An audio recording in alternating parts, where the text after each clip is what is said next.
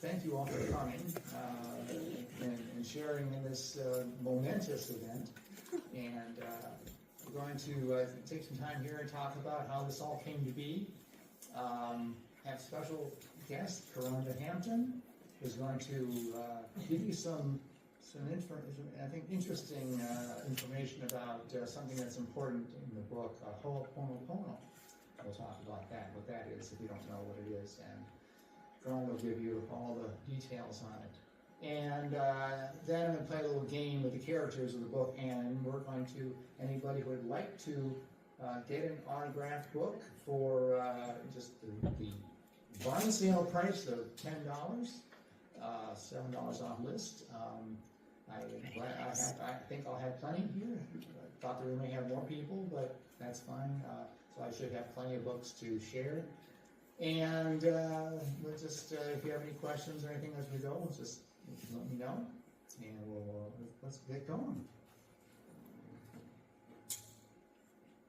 So I'll talk about how this novel came to be, and I decided to use this theme of coffee and brewing a novel. A few of you have read the book, so you know why I used that picture. Coffee plays an interesting little role in the book. There's a couple characters in particular who are addicted to the stuff, and there's this kind of I don't want to call it a joke, but something that kind of builds up about coffee, and it's finally explained later in the book. But anyway, so coffee just seems to come up a lot, and you might wonder why is it talking to us about why is coffee so important? Well, the book is set about 30 years from now, and from what I've read, and there's references in the back of the book about it, we may not have coffee in 30 years, at least not real coffee. So that's kind of why coffee, and getting like real coffee is such a big deal to some of these characters.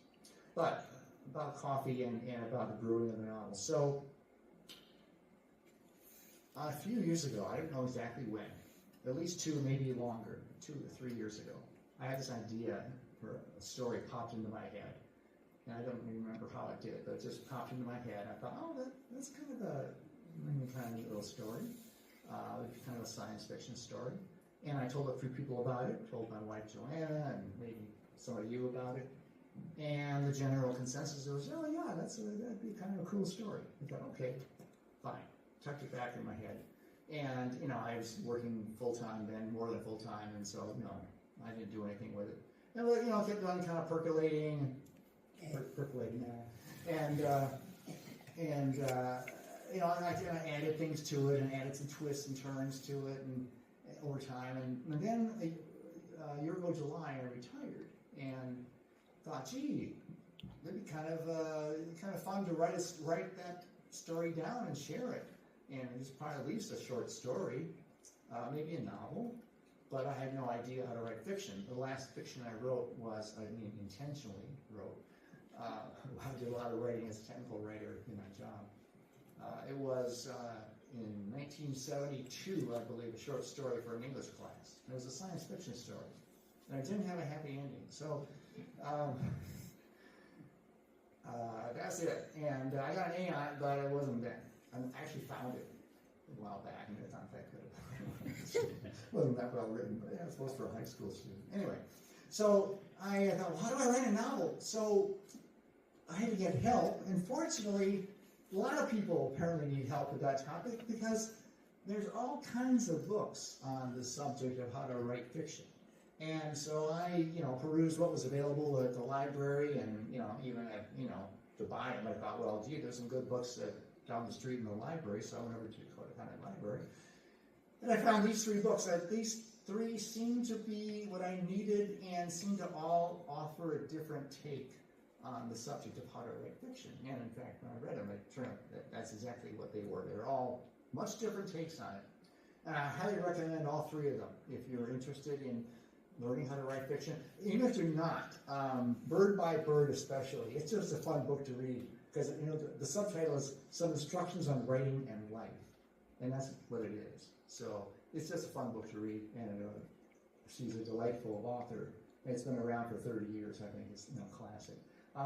Never Say You Can't Survive, Charlie Jane Andrews. That was a very interesting book. That was written during the pandemic. And writing fiction was her way of kind of surviving through the pandemic and sharing stories. And she's a fairly well-known science fiction writer, Hugo Award winner and so forth. And then Just Right by James Scott Bell. This was the most, I don't want to say pedantic, but kind of hard knowledge about writing. It was very valuable. But again, all different takes on it. So, highly recommend those. So, armed with all that knowledge, I set out to kind of jot down the scenes I had thought up in my head, and I came up with a bunch of those, a couple dozen or so, and then I created an outline for the book. I wrote down jotted down the characters and developed those, and I thought, okay, well, at some point I should start actually writing. So I think it was when Joanna and I returned from Europe in late October. I think that's when I started actually writing chapters. And by the end of December, I had a first draft done, and I had some folks in the room here who would help me, look at the first draft, the second draft, the third draft, the fourth. There were a lot of drafts, endless cycle almost of drafts. I did have some professional editing help. They decided they would rather not be attributed. That's their decision, so that's why they're not mentioned in my acknowledgments. I would have been glad to, but they said no, thank you. And I had a lot of people helping me, my sisters, some friends, and they were mentioned in the acknowledgments at the back of the book. So anyway, a lot of editing. So finally, it kind of solidified around, I think the third big pass of editing was done in mid-June, and it started kind of heading in towards publishing. So someone who knows the business recommended I use an outfit called England Spark to help actually do the book, the distribution, printing, all that. So that's what I did. All right. So that's where we are today. Everything is, the books are available and everything. So one of the things I had to decide up front was, what to call this book. And for some reason, I thought I wanted to have a title from Shakespeare. I don't know why Shakespeare, except I did have an 11th grade English teacher who made his class recite lines from Shakespeare every Friday. We had to memorize about 20 different lines, 20 different, things, and then he would pick somebody to say one. And so I got to learn a little Shakespeare. But anyway, so I wanted Shakespeare. So I had some ideas of titles, and I looked, and I said, I don't want to use one that's already used. So I looked and said, oh yeah, well this one here, this is there's 20 books by that title. This one, there's 15 books. So then I found this one that I thought, well, this is kind of weird, but it kind of fits. And I looked and no books with this title. And that's The Lightning and the Collied Night from the Midsummer Night's Dream. And I guess there are no books by that title, now there's one, but there weren't any because of the word collied, which is Old English, it means darkened. Who'd want to have a title with that kind of word in it? Well, I did, and then of course it's always auto-corrected to collided, but anyway. So that was the title. And as I looked at the context of it in the play, I thought, this actually, it really does fit. And when you read the book, see if you agree that it fits. Or if there were a sympathy in choice, war, death, or sickness did lay siege to it, making it momentary as a sound, swift as a shadow, short as any dream, brief as the lightning in the collied night that in a spleen unfolds both heaven and earth.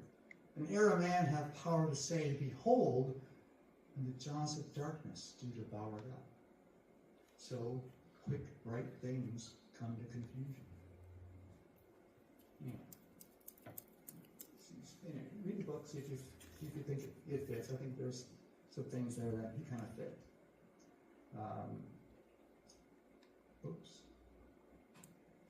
Okay, so what's it about?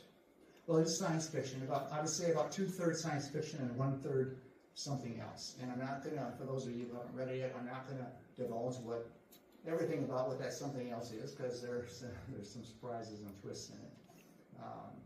But we will talk about tonight one important thing in the something else, and that's the Hooponopono.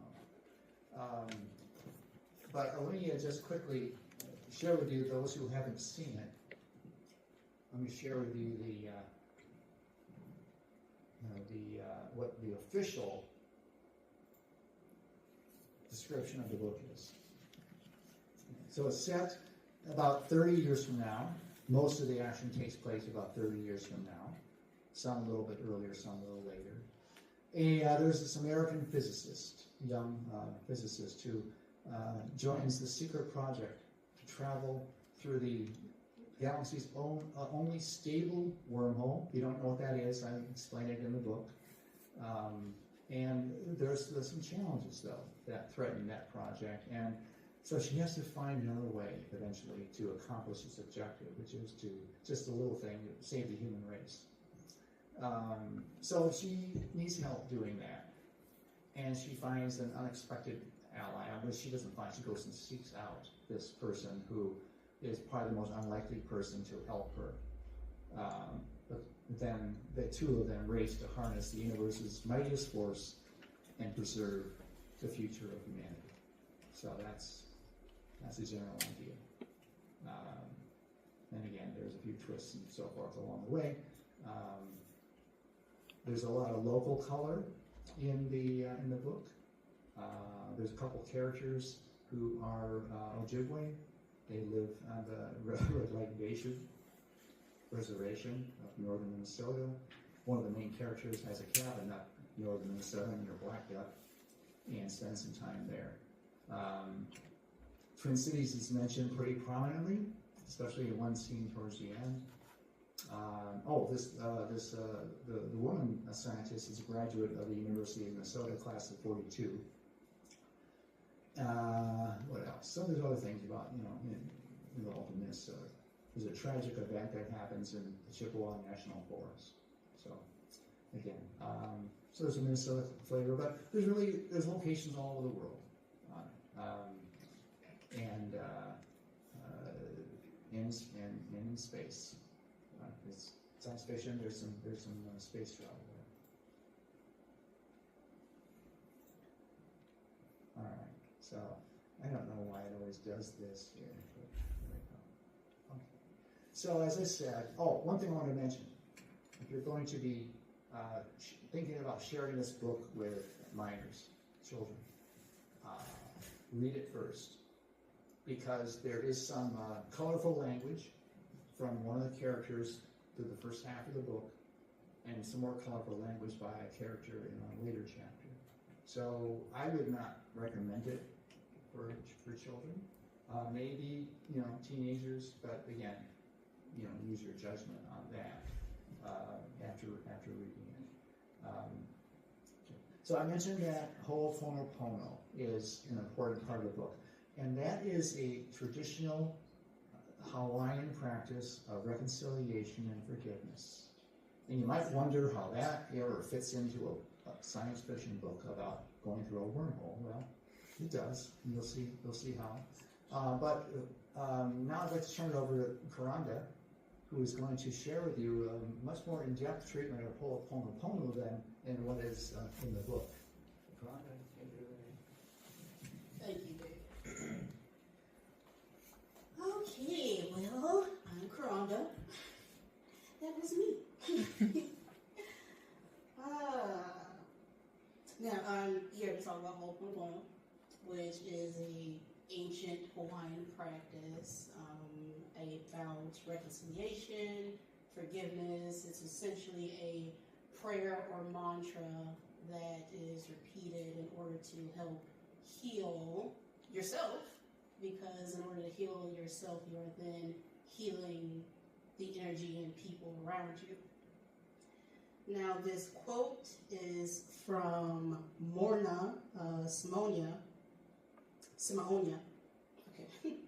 There's a lot of Hawaiian terms here that I may mispronounce, but this quote is, the main purpose of this process is to discover the divinity within oneself. Hooponopono is a profound gift that allows one to develop a working relationship with the divinity within, and to learn and to ask that in each moment all our thoughts, our words, our deeds, our actions to be cleansed and clear. This process is all about being free from the past, because ultimately the past just doesn't exist. It's not a place you can go. It's a collection of memories.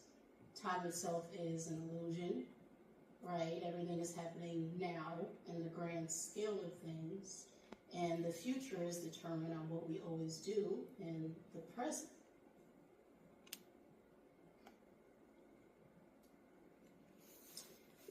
The history of Hooponopono goes back to Hawaii. And this process was used to help manifest or guide things into the physical world. There are 4 planes of existence from a Hooponopono standpoint, which is the spiritual, emotional, mental, and physical planes. And this process was used to help with healing, helping with reconciliation. There was one individual known as the kahuna, or the priestess of the town, who was directed to be the teacher or the healer, the one who people go to in order to resolve conflicts or disputes. And Morna was the last priestess or healer or kahuna of Hawaii. Her mother was actually the last queen of the Hawaiian dynasty. And Morna took on this healing process at the age of 3, and she trained and took inspiration from people around her. And she ended up adapting this philosophy through her own upbringing, her own influence of her Catholic background. She also took insights from India, China, Taoism, and Edgar Cayce, who is more familiar with being known as the sleeping prophet, someone who channeled information from the divine. Now, the ancient people understood that the concept of I, right? Every time you say I, you are announcing yourself. You are proclaiming something about yourself, your thoughts, your feelings, your actions, and this I am presence is what collectively joins all of us.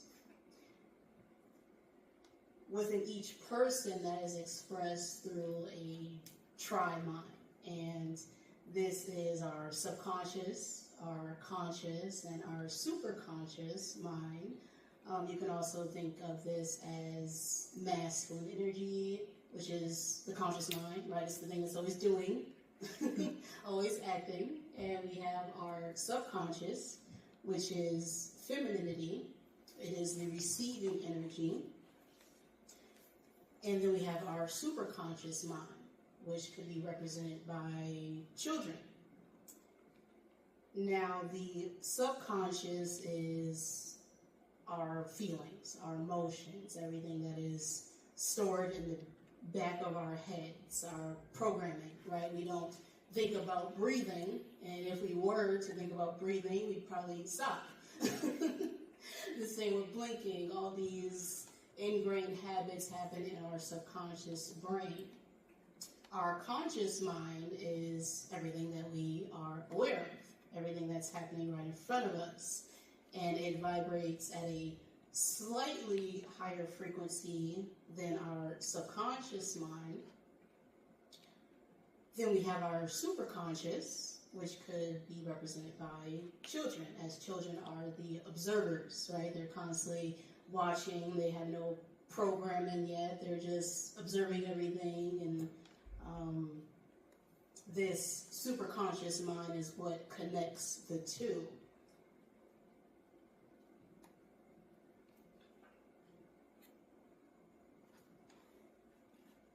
Now, moving on from that,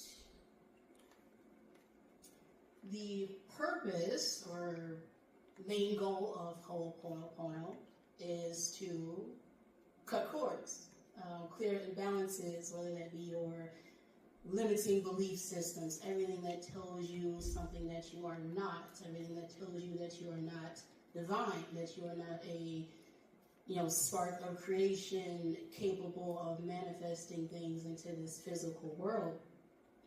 It's also used to achieve balance and peace of mind within yourself. And in spirituality, the concept is commonly known as within, so without, as above, so below. This correlates to the law of cause and effect, which is one of 7 universal principles or laws as well. And through this technique or mantra, we are able to clear things on a spiritual level, as things manifest on the spiritual level first before they come into the physical. When we see things in our physical plane, it's already happened at a higher frequency.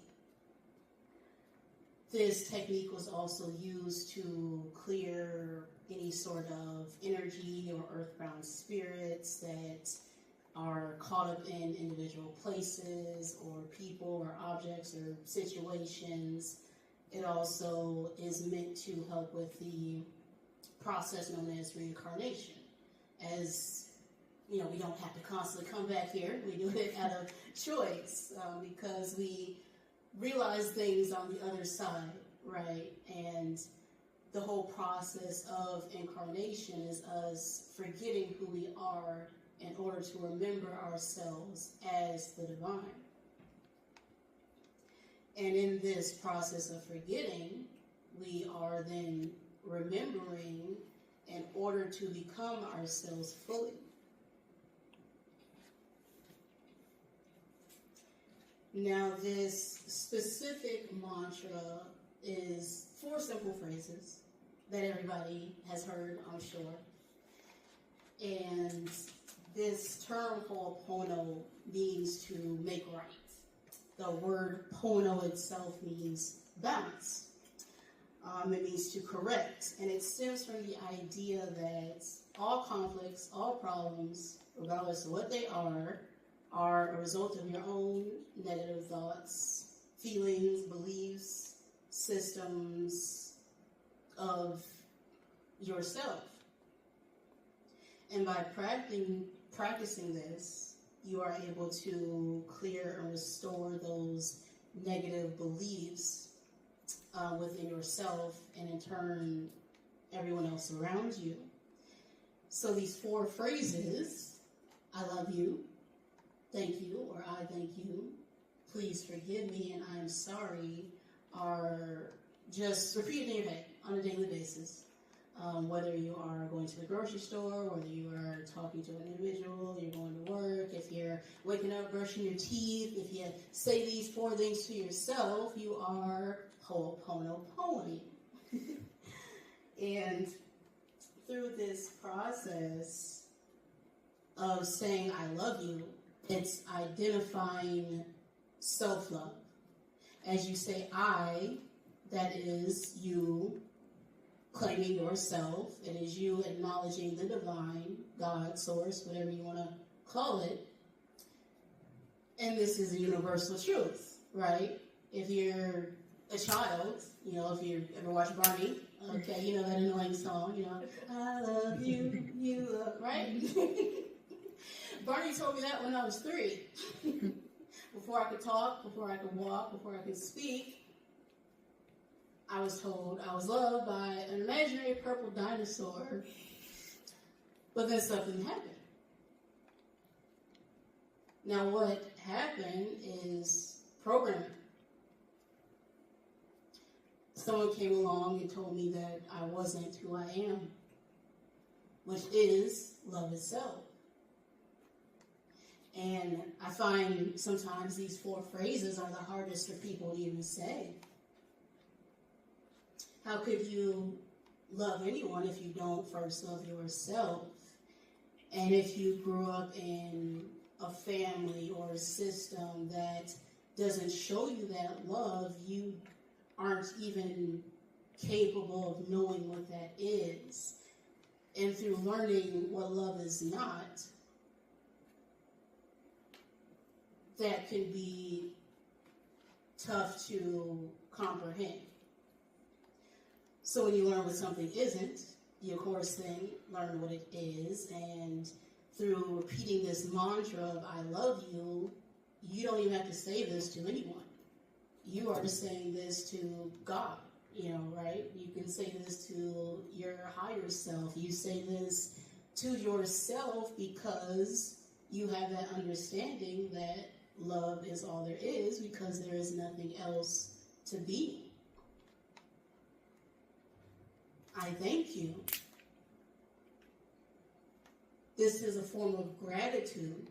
This is you being in that now moment, right? You can't be anxious and grateful at the same time. If you are grateful, you're being in that now moment. A part of being anxious is you worrying about what's going to happen in the future. But if you don't stay focused on that now present moment, staying in gratitude and acceptance for what is, and being thankful for that lesson, that's going to cause an imbalance. So by being thankful and staying in gratitude, you are then able to get closer to the divine within yourself. This 3rd phrase, please forgive me, this is about taking responsibility for your own actions, right? If you are seeking for forgiveness from yourself, you are releasing thoughts of guilt, shame, doubt, and those are really wasted emotions. There's absolutely no reason to regret anything because it was your choice. And guilt is you knowing that you did something wrong. So if you know better, right, we do better. And blame is also you taking that responsibility that what other people do is something you have absolutely no control over. You have control of your own thoughts, your own actions, your own feelings, and how you react to them is your own responsibility. I am sorry is us acknowledging that guilt and becoming more aware of our thoughts, actions, and feelings. It's acknowledging the role that you played in everyone's life. As you may be the main character in your own story, you can play a background character in someone else's. Whether it is consciously or unconsciously done, you are becoming more aware of your thoughts, your feelings, and your actions.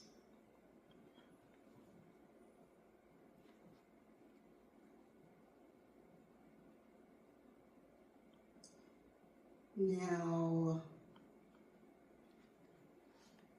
in real life, how this is applied, there's a whole list of how Hooponopono is used as a practice or technique or mantra, and there are 12 different steps or techniques to this, but the basics of it is understanding that you are not your thoughts, you are not your feelings, you're not even your physical body. You have one, You can observe it. The same with your feelings. You are not your feelings. You have them. You are not even your thoughts. And by becoming more aware and conscious of this understanding, you then ask that question of, well, who am I? If I'm not my thoughts or my feelings or this body, you are the divine. You are a co-creator to the creator that lives within each one of us. And by saying this mantra, these 4 simple phrases, I love you, thank you, please forgive me, I am sorry, whenever you can, you are clearing those negative thought patterns, those limiting beliefs, those things that tell you that you are not divine. And this can be used with friends or family to clear misunderstandings, any resentments, past hurts. I tell you personally, I didn't have the greatest parents, but by taking accountability and responsibility, I now understand, well, I asked for those parents. Before I even came into this world, I chose to have parents that had these negative thought patterns so that I could then change those thought patterns, right? I had to be the child. I had to be the superconscious, the observer. And by observing these negative thought patterns, I had to then make the personal choice to not indulge or be a part of these unhealthy systems that keep us stuck in thinking that we are less than what we are. As a personal healing technique, you can use it for, love and inner peace and understanding of yourself. And when it comes to work and your professional life, I'm sure we all got somebody at work who kind of annoys us. Even people in our family, our friends. There's somebody somewhere who we just don't get along with. But by understanding that you are a reflection of everyone around you, that everyone is consciousness, awareness, divinity, everyone is showing you an aspect of yourself that needs to be healed.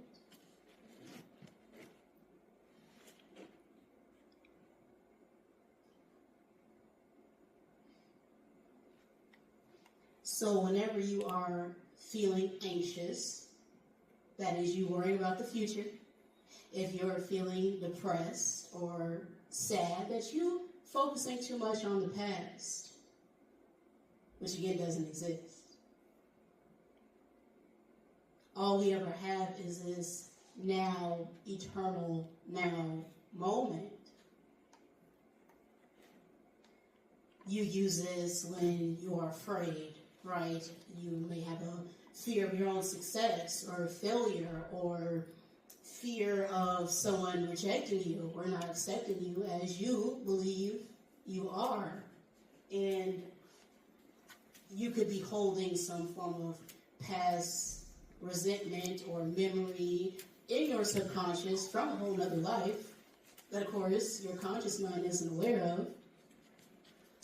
But by saying these phrases to the divine, to God, to your higher self, you are taking responsibility for this present as well as the past, because all of those things are occurring in this now moment, especially if you haven't let it go. People replay their memories in their mind constantly on a daily basis, sometimes for days, weeks, years, harboring pain that really is no longer there, but it's still affecting them simply because they haven't forgiven or accepted a situation for what it is.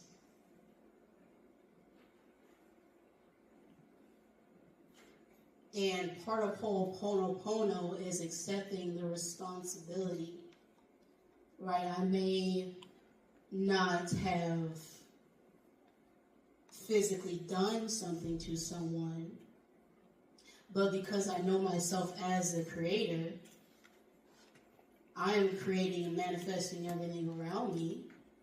I am taking responsibility for that pain, for that hurt. And by taking on that responsibility, that energy is always felt. Whether I say I love you or don't say I love you, that energy is always felt. If I say, please forgive me, or don't say it, that energy is felt. And part of love that people have a hard time understanding because of our Western world is that it is unconditional. And people have this perception that you have to have something or do something in order to be what you already are. And that's the way that God sees all of us. Through that unconditional love and acceptance, there is no right or wrong way to do anything. It's simply about what works and doesn't work for what you are trying to do.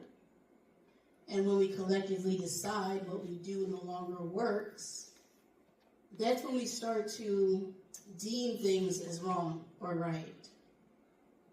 But from a higher perspective, this is just us learning.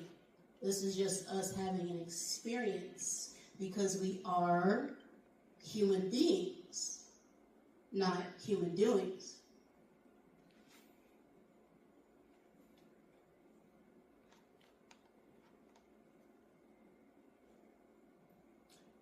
So the basis of Hooponopono is just saying these phrases. I love you. I'm sorry. I thank you. Please forgive me. To the divine, to others, to yourself, for not knowing what it is that you do know now, and being accountable and responsible for your own thoughts and actions and feelings, because that is what you have control over, never anyone else. And so through that self-proclamation, you are announcing yourself as God. And by claiming your divinity, you understand that there is nothing else to be. Love is all there is. So, as a spiritual coach, I help people understand these concepts and understanding of what spirituality is, right? It's understanding yourself as a soul, having a human experience, nothing more, nothing less. And this idea of separation is also an illusion, right? If I were to take this bottle of water and dump it in the ocean, what is telling me that this water is different than ocean water other than this bottle? Nothing. And once we go back to our original selves, our soul, our beingness, outside of this 3D physical vessel, we go back to source, creation. I also am a numerologist, so I study numbers and their significance as the universe speaks to us through numbers. And I'm also an energy reader, so I feel energy in many aspects, so I just say the word intuitive. So I pick up on energy and I use tools and divination as well to help clear that energy in those aspects that people have a hard time saying themselves. So I help people find the words to put a term or a label on impossible things, because feelings are how the soul speaks, and if we ignore our feelings, we are ignoring our very soul. So if you ever have any questions or want to know more about this, I have Instagram. I also have a YouTube channel where I share all this information, and I have a QR code there on the screen if you're inclined to take a picture and look up my information there. So that's what I have to say about Hooponopono.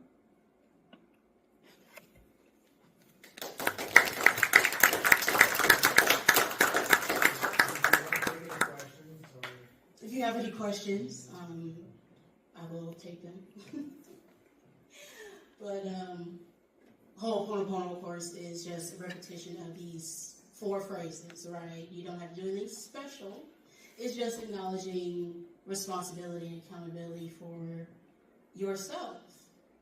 And by reflecting your positivity, you then in turn automatically reflect that to your outside world.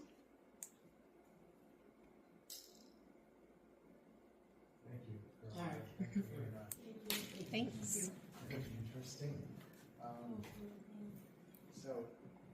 Those of you who came in while Caronda was speaking, welcome. You may wonder what we were talking about.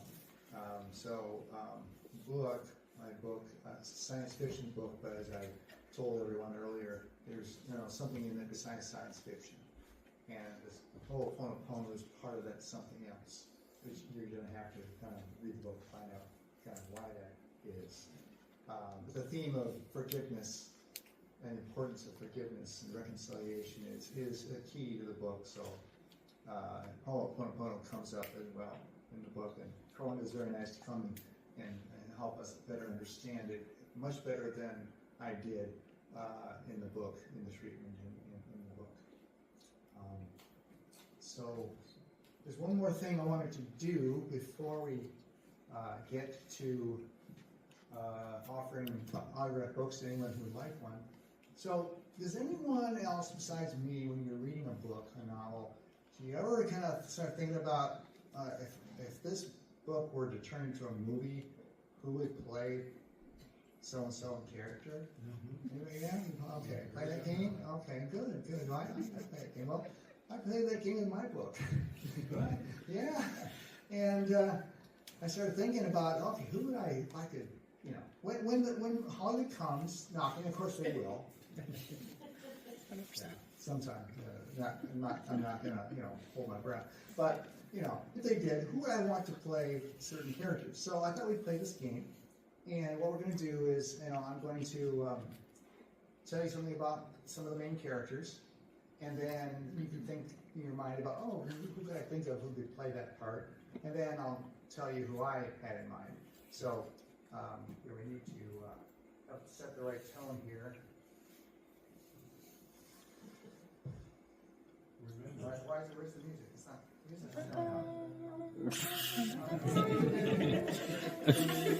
Yeah, I don't know where the music is. The recorder. Well, anyway, so I think what happened was you're trying, huh? I think what happened was that with the HDMI set thing plugged in there, I think it's supposed to go to there, but it didn't. So. Several times. Okay, that music was the old traditional 20th century box, but that doesn't work. It's 21st century. It's supposed to be set in the 2050s or so. So come on. All right, 21st century, but all right. We just got here. All right. Yes. So the book is set mostly in about 30 years from now. All right. So I'm going to start with the secondary characters and work up to the main characters. So, Hannah, no relation to my daughter, Hannah, Not at all. of course. a Secret Service agent. She was 26 in the kind of the key year for a lot of events in the book, which is 30 years from now.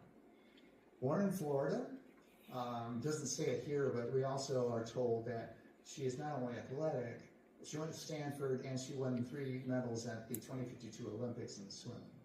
Because her mother happens to be one of the greatest Olympic swimmers of all time. Her mother is also from Gainesville, Florida, and I'll stop there because some of you may know what I'm talking about, but I don't of course say in the book who that's supposed to be. Anyway, so that's her description, and one of the characters thinks that Hannah could easily be a professional model. So think for a moment who you think might be able to play that role, and the person I thought of is Andy Rossum. Nice. All right. So Ben is a teammate of Hannah's, and that's another Secret Service agent. Born in Kenya, he's 48 during the key events of the book.